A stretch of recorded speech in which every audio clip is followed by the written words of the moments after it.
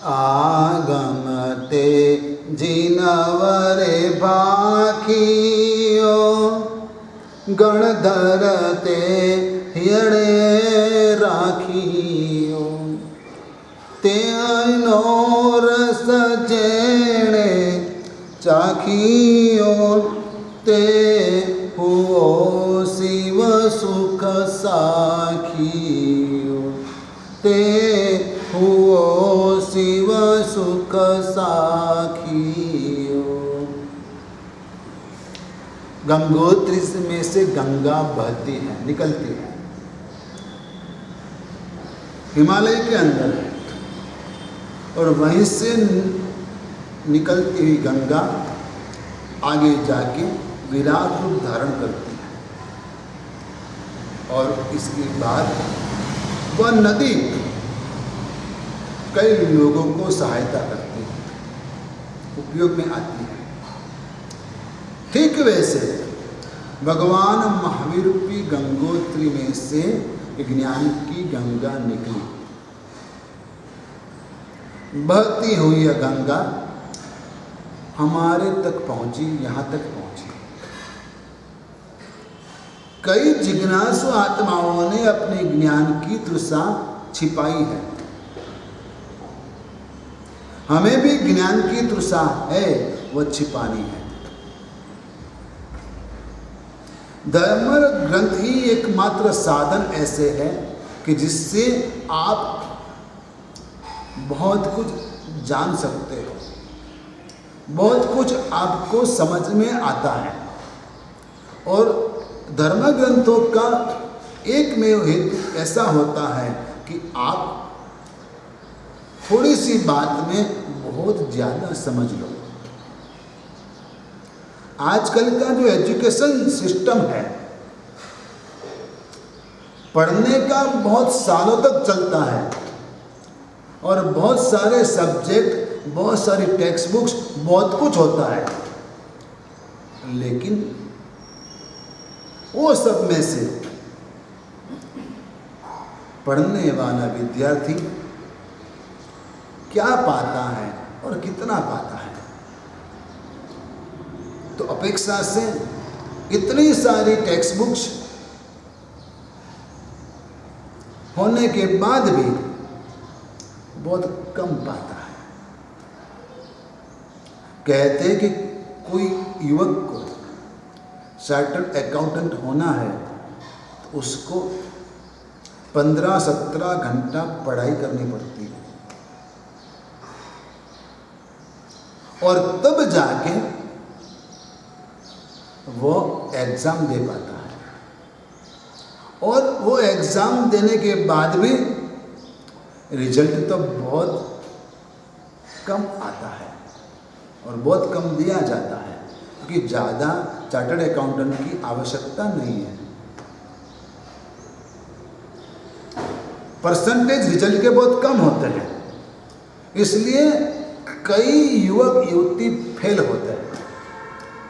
इतने साल की पढ़ाई, इतनी फीस, इतनी टेक्स्ट बुक्स, इतना टेंशन और स्ट्रेस, यह सब करने के बाद भी कई युवक युवती कुछ नहीं कर पाते, उसका गोल अचीव नहीं कर पाते। बहुत कम युवक युवती वहाँ तक पहुँच पाते जिसका लक होता है। इसके सामने जैन धर्म ग्रंथों के माध्यम से आप जो अध्ययन करोगे, तो एकमात्र एग्जाम्पल रूप में नवकार मंत्र लो, और उनका जो रहस्य है, उनका जो अर्थ है, वह समझने का प्रयास करो, तो बहुत सारा ज्ञान एकमात्र नवकार मंत्र के माध्यम से आपको मिल जाएगा। क्योंकि यदि आपको समझना है, जानना है, सिर्फ क्वेश्चन करते जाओ, उत्तर मिलता जाएगा और आप पंडित हो जाओगे। नमो अरिहंताणम। अर्यंत परमात्मा को नमस्कार करता हूँ। डीप में जाओ, जो अर्यंत पहले हो चुके हैं, जो अर्यंत अभी विचरते हैं महाविद्य आदि क्षेत्र के अंदर, और जो अर्यंत फ्यूचर में होने वाले हैं, वो सभी को मैं वंदन करता हूँ। प्रश्न करो, अर्यंत का मतलब क्या है? अर्यंत कौन होते हैं? अर्यंत क्या करते हैं? प्रश्न करो। अर्यंत कौन कौन से क्षेत्र में होते हैं? एक एक प्रश्न का उत्तर आप पाओ और आपका ज्ञान बढ़ाते जाओ। यहाँ पर इस आगम ग्रंथ के अंदर जीव तत्व के बारे में बताया है। 10 प्रतिपत्ति के अंदर सभी तरह के जीवों का विवरण कर दिया है। जीव विचार प्रकरण के अंदर ये सभी जीवों के 563 भेद बताए हैं। कितने? 563 भेद जीवों के बताए हैं। यदि आप यह जान लेते हो, समझ लेते हो, तो आप जीव दया का पालन अच्छे से कर पाते हो। अब यहाँ पर ये सभी जीवों के जो शरीर होता है, बॉडी, वह मैक्सिमम कितना होता है और मिनिमम कितना होता है, वह बताया है इस आगम ग्रंथ के अंदर। कि जैसे कि मनुष्य, तो मनुष्य की ऊंचाई, हाइट मैक्सिमम कितनी होती है और मिनिमम कितनी होती है, वो बताया है। आज के समय की बात नहीं, सब समय को, पूरे काल चक्र को नजर में रखते हुए बताया है। आज तो आप कहोगे बस इतना ही होता है ना, मनुष्य कितना होता है, लेकिन नहीं। अवसर पिणी काल, उत्सर पिणी काल, पहला आरा, दूसरा आरा, तीसरा आरा, वो सभी काल के दौरान अलग अलग क्षेत्र में सभी तरह के मनुष्यों को लेकर हाइट अधिक से अधिक कितनी होती है, कम से कम कितनी होती है, वह बताया है। वैसे आयुष्य कि अधिक से अधिक मनुष्य की आयुष्य कितनी होती है और कम से कम मनुष्य की आयुष्य कितनी होगी, वह बताया है। जघन्य और उत्कृष्ट यह शब्द दिया है। जघन्य का मतलब है मिनिमम, कम से कम, और उत्कृष्ट का मतलब है अधिक से अधिक, मैक्सिमम। जैसे कि आगे आएगा। अभी यह देखते हैं कि एक इंद्रिय, बेंद्रिय, तेंद्रिय, चौंद्रिय आदि जो जीव हैं, मनुष्य वगैरह, सभी को कितने प्राण होते हैं। आप तो सिर्फ एक प्राण देखते हो, श्वासोश्वास, लेकिन जिन शासन के अंदर 10 प्राण कहे, कितने प्राण कहे? कल ही मैंने पढ़ा कि मनुष्य की मृत्यु के बाद उसका हार्ट कितने मिनट तक जिंदा रहता है, चालू रहता है, उसका माइंड इतने समय तक, इतने मिनट तक चालू रहता है, उसकी आंखें इतने समय तक सचेत रहती है। वास्तव में वो मर गया है, लेकिन फिर भी यह एक्टिव यानी कि जिंदा रहती है। तो अब जैन धर्म यह कहता है कि यह तो ऊपरी बात हुई, लेकिन आपको 10 प्राणों में से कितने प्राण मिले और मिले हैं, कौन से जीव को कितने प्राण होते, उसका भी यहाँ पर वर्णन है, बताया गया है। योनि द्वार के अंदर कौन कौन से जीव को उत्पत्ति स्थान कितने होते हैं, उनकी संख्या कहिए।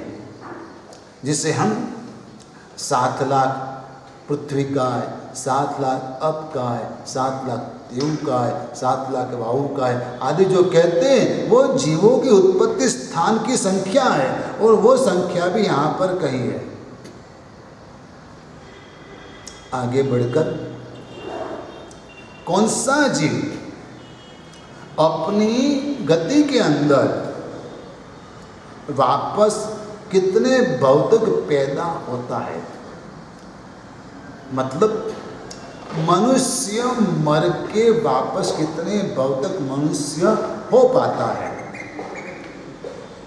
या नहीं हो पाता है, ये सब यहाँ पर कहा है।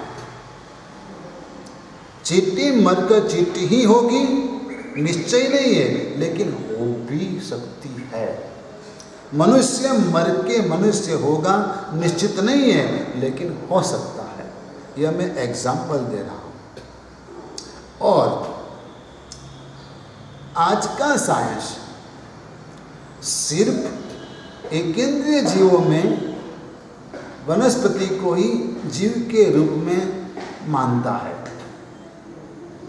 लेकिन इसके अलावा पृथ्वी, पानी, अग्नि और वायु के जीवों का उन्होंने कोई संशोधन नहीं किया।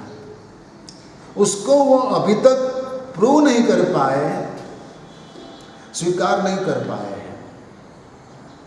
साइंस और धर्म दोनों के बीच में सैद्धांतिक बहुत बड़ा डिफरेंस है। सर्वप्रथम बात कि धर्म श्रद्धा के बल पे आगे बढ़ता है और साइंस शंका के आधार पर आगे बढ़ता है। धर्म के अंदर सर्वज्ञ भगवंत ने जो कहा है उनका स्वीकार करना है, और साइंस में किसी ने जो कुछ भी संशोधन किया है उसके ऊपर डाउट करना है। बहुत बड़ा डिफरेंस है। धर्म श्रद्धा के आधार पर आगे बढ़ता है और साइंस शंका के आधार पर आगे बढ़ता है, डेवलप होता है। धर्म की बात जैसे आपने खिचड़ी पकाने के लिए रखी है, तो खिचड़ी बराबर पकी कि नहीं वह देखने के लिए पहले क्या करते थे कि 2-4 दाने खिचड़ी के निकालें और दबा के देख लिया खिचड़ी पकी या नहीं पकी है। उससे पता चल जाता था खिचड़ी पूरी पकी है या नहीं पकी, कच्ची है। ठीक है, वैसे जैन शासन की कोई एक भी बात यदि आपको विश्वसनीय लगती है, श्रद्धा करने जैसी लगती है, तो मान लो कि सभी बातें श्रद्धा करने जैसी ही है। एक बात से लगता है कि यह बात सर्वज्ञ भगवान ने की है और परम सत्य है, तो दूसरी बात भी सत्य ही होगी। हाँ, वहाँ तक हम पहुँचे नहीं हैं, वो हमारी मर्यादा है। साइंस नहीं पहुँचा है, वह साइंस की मर्यादा है। और आज भी साइंस हर क्षेत्र के अंदर अलग अलग प्रयोग और संशोधन कर रहा है, जबकि धर्म ने तो एक बात बोल के उसका फुल स्टॉप कर दिया है। हाँ, यहाँ पर बेंद्रिय, तेंद्रिय, चौरेंद्रिय और पंचेंद्रिय जो पशु पंछी है, जो जलचर, खेचर, उरपरिसर्प, भुजपरिसर्प, चतुष्पद वगैरह अनेक तरह के प्राणी देखने को मिलते हैं, उसके बारे में भी बहुत कुछ नई बातें यह आगम ग्रंथ में कही है।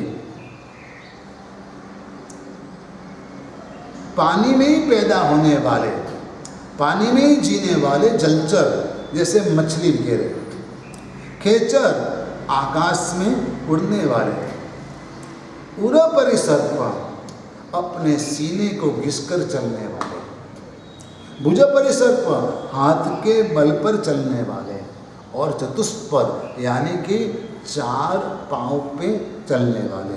वैसे अनेक तरह के जीव इस सृष्टि के अंदर है। आपको क्या बताऊं, मछलियां कई तरह की आज आप समंदर में देखते हो, या तो मछली घर में भी देखते हो, लेकिन उससे भी कई तरह की अलग अलग तरह की मछलियां इस सृष्टि के अंदर है। आप मछली घर में कई कलर की छोटी बड़ी मछलियां देखते हो, लेकिन यहां पर कहते हैं कि कोई मछलियां उड़ने में भी सक्षम रहती है। उड़ते हुए सर्प भी आपको यहाँ पर बताए गए हैं, और आपने देखा है यदि आकाश के अंदर पंछी उड़ता है तो हमने तो सिर्फ पंख फैला के उड़ते हुए पंछी देखे हैं, लेकिन इस मनुष्य लोक के बाहर, अड़िदित के बाहर कई पंछी ऐसे हैं कि जो उड़ने के समय भी अपने पंख फैलाते नहीं हैं,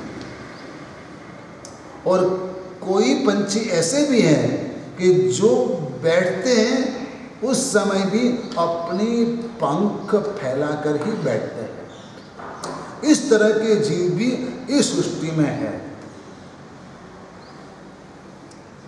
और इसमें से कई पंछी मनुष्यलोक में हैं, कई पंछी मनुष्यलोक से बाहर भी है, और कोई तरह के पंछी ऐसे भी है कि जिसका जन्म और मरण सब कुछ आकाश में ही होता है। ऐसे कई तरह के जीव इस सृष्टि के अंदर है। अब एकेंद्रिय वगैरह जीव जो है वहाँ वो कैसे कहाँ पैदा हो जाते हैं, उसको पैदा होने की जो रीत है वह रीत कैसी है। तो कहते हैं कि एकेंद्रिय जीव और बेंद्रिय जीव जो है वह उनको उत्पत्ति योग्य स्थान मिल जाता है, संयोग मिल जाता है, तो स्व जाति के, खुद की जाति के आसपास में ही वह पैदा हो जाते हैं। तेंद्रिय जीव कीड़ी उदे ईल वगैरह अपनी जाति के जीवों के मल विष्टा में से उत्पन्न होते हैं। चौरेंद्रिय जीव अपनी जाति के जीवों की जो लाड़ मल आदि जो रहते हैं उसमें से उत्पन्न होते हैं, लेकिन यह जीवों को सम्मूर्छिम कहा जाता है। वह जीव कैसे होते हैं, उनको मन नहीं होता है, और अंडा गर्भ उत्पाद के बिना बाह्य संयोग मिलने से ही पैदा हो जाते हैं। और ऐसे सम्मूर्छिन जीव वर्षा ऋतु में बारिश के समय में विशेष रूप से पैदा हो जाते हैं। और समंदर के जो जीव होते हैं, जलचर जीव, उसमें कई तरह के चित्र विचित्र आकार मिलते हैं। सिर्फ 2 तरह के आकार को छोड़कर बाकी कई तरह के आकार वाले जलचर जीव आपको मिल जाते हैं। एक चूड़ी, जिसे बंगड़ी कहते हैं गुजराती में, और हिंदी में चुड़िया कहते हैं, उनके आकार, और गांव के अंदर छपरे के ऊपर मिट्टी के नलिए जो रखे जाते हैं, उनके आकार के सिवाय बाकी सब तरह के आकार के जलचर जीव समुद्र के अंदर प्राप्त है। लवण समुद्र के अंदर, स्वयंवर रमण समुद्र के अंदर ऐसे कई तरह के जलचर जीवों की उत्पत्ति होती रहती है। और अड़ीद्वीप के बाहर जो समंदर है, जो तालाब सरोवर आदि है, उनके अंदर जो कमल वगैरह पैदा होते हैं और कई बेलपत्तियां पैदा होती है, वो भी कभी कभार 1000 योजन लंबे होते हैं। और स्वयं रमण समुद्र के अंदर जो मत्स्य वगैरह पैदा होते हैं, उनमें से कई ऐसे जलचर जीवों की शरीर की अवगाहना यानी कि बॉडी 1000 योजन जितनी लंबी होती है। इतने बड़े बड़े मत्स्य भी होते हैं, वैसा इस शास्त्र ग्रंथ में कहा गया है। मछलियाँ आपने देखी है, और बड़े से बड़ी मछली आपने व्हेल मछली देखी है, यहाँ पर देखने को मिलती है। लेकिन अड़ीद्वीप से बाहर 1000 योजन लंबी मछली भी देखने को मिलती है।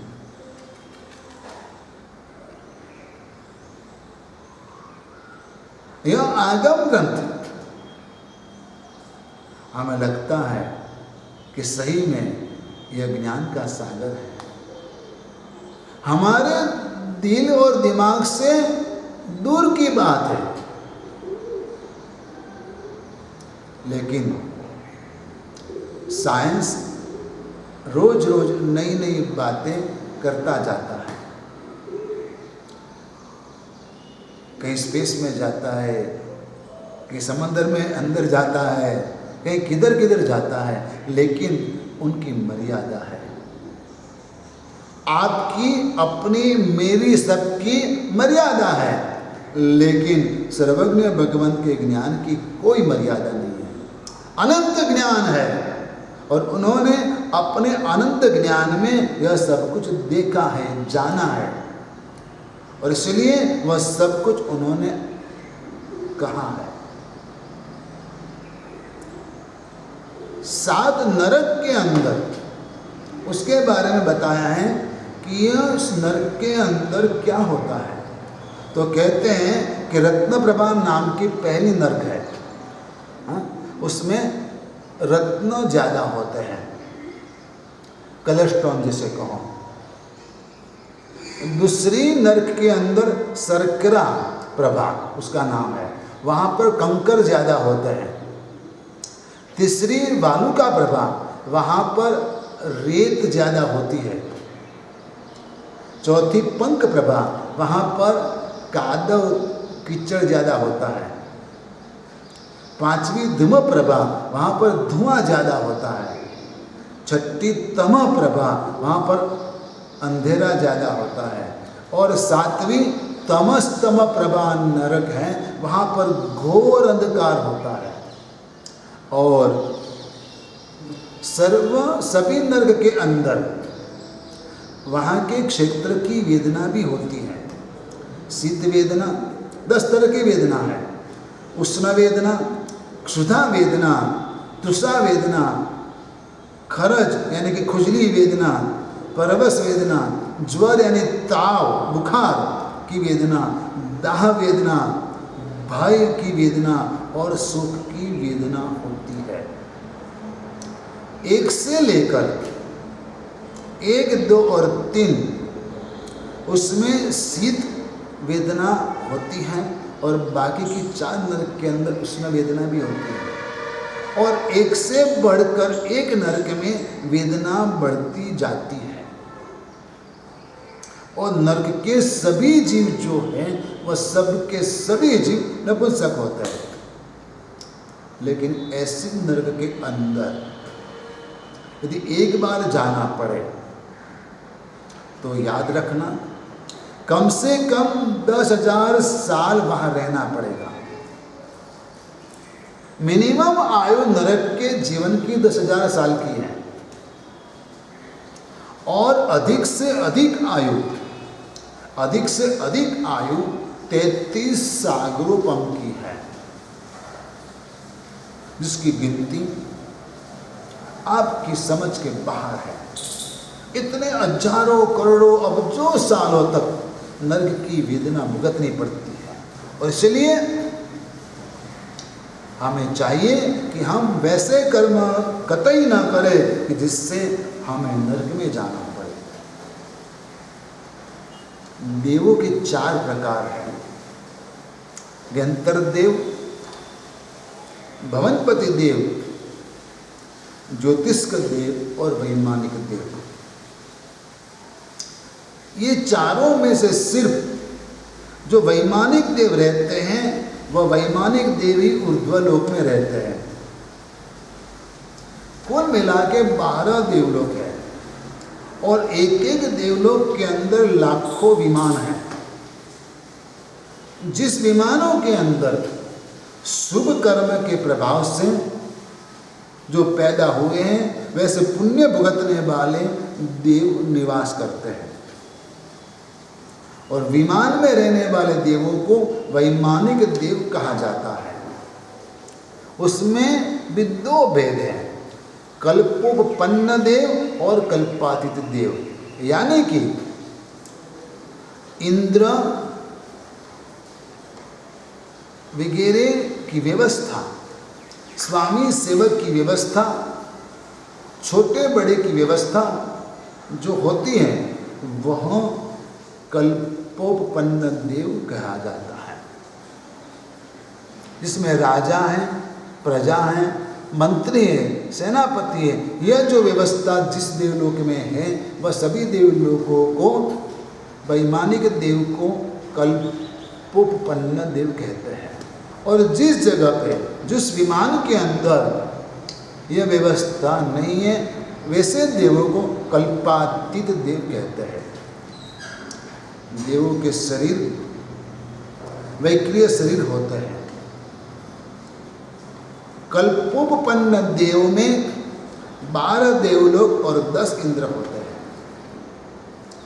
औदारिक शरीर अपना है, उसमें खून, मांस, चर्बी आदि वगैरह कुछ सब कुछ है।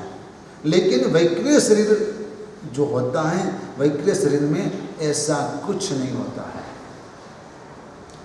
देव कहीं भी जाते हैं तो वैक्रिय शरीर से ही जाते हैं, अपने मूल शरीर से तो देवलोक में ही रहते हैं। लेकिन यह सभी देव 5 इंद्रियों के 23 विषयों में आसक्त होते हैं। वह सभी देव नाटक वगैरह देखने में मशगूल रहते हैं, और उनका एक एक नाटक 1,000 साल से भी अधिक लंबे समय तक चलता रहता है। और देवलोक के अंदर जल क्रीड़ा करना, वन विहार करना आदि कार्यों में वह सभी देव अपना समय पसार करते हैं, बिताते हैं। और देवलोक के अंदर जो विमान होते हैं वह मुलायम स्पर्श वाले होते हैं, प्रकाशित होते हैं, सुगंधित होते हैं और रमणीय होते हैं। और देवों का भी आयुष्य कम से कम 10,000 साल का होता है। आपकी आयु 100 साल की गिनो तो आपके कितने जन्म हो गए? और देवों का अधिक से अधिक आयुष्य 33 सागरोपम का होता है। अधिक से अधिक आयुष्य 33 सागरोपम, यानी कि हजारों लाखों करोड़ों साल, जिसकी गिनती आपको समझाना थोड़ी कठिन है। कभी कभार मौका आया वह भी समझाऊंगा समय आने पर।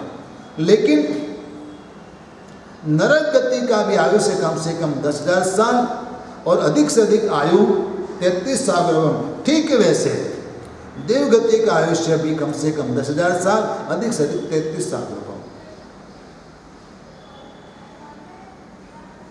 आपको कहाँ जाना है, आपको तय करना है। और जहाँ जाना है वैसे कर्म कीजिएगा।